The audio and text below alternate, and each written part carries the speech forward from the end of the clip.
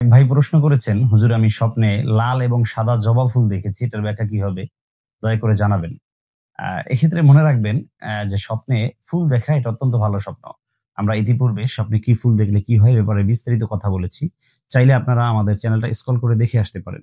অথবা যদি নির্দিষ্ট কোনো ফুল আপনি দেখেছেন বা সেটার ব্যাখ্যা আপনি YouTube এ খুঁজে পাচ্ছেন না, তাহলে অবশ্যই কমেন্টস বক্সে আমাকে জানাবেন। ইনশাআল্লাহ আমি চেষ্টা করব পরবর্তী ভিডিওতে আপনার বিষয়টাকে আলোচনা করতে। বিশেষ করে আজকে যেটা বলবো যে জবা ফুল যদি সাদা এবং লাল রঙের দেখে, দেখুন ফুল দেখা মৌলিকভাবে ভালো। মৌলিকভাবে ভালো বলতে কি বোঝানো হয়? বোঝানো হয় যে সে তার জীবনে সুখ শান্তি পাবে। তার জীবনে আল্লাহ তাআলা বারাকা দান করবেন। তার জীবনে সে দাম্পত্য জীবনে জীবন চলার পথে বাঁকে, বাঁকে সে সফলতা পাবে। এটা কিন্তু মৌলিক ব্যাখ্যা। এখন আসি যে জবা ফুলের ক্ষেত্রে এবং সেটা যদি লাল এবং সাদা হয়। মনে রাখবেন ফুলের কোয়ালিটি যেটাই হোক না কেন, বিশেষ করে যদি লাল এবং সাদা বর্ণের হয়, তাহলে সেই ২ টার ক্ষেত্রে একটু ভিন্ন ব্যাখ্যা করা হয়েছে। একটু বুঝিয়ে বলি।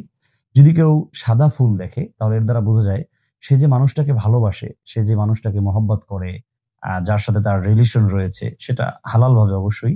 হারাম রিলেশন এর কথা আমরা কখনোই বলি না। হালাল ভাবে যার সাথে সে সম্পর্ক স্থাপন করেছে, তার মাঝে এবং ওই প্রেমাস্পদ যিনি রয়েছেন, যার সাথে তার মহব্বতটা রয়েছে, এই ২ জনের মাঝে যে ভালোবাসাটা রয়েছে, এটা একেবারে ফ্রেশ, নিট অ্যান্ড ক্লিন থাকবে। অর্থাৎ স্বচ্ছ ভালোবাসা তাদের মাঝে স্থাপন হবে। এমন কিছু বুঝায়।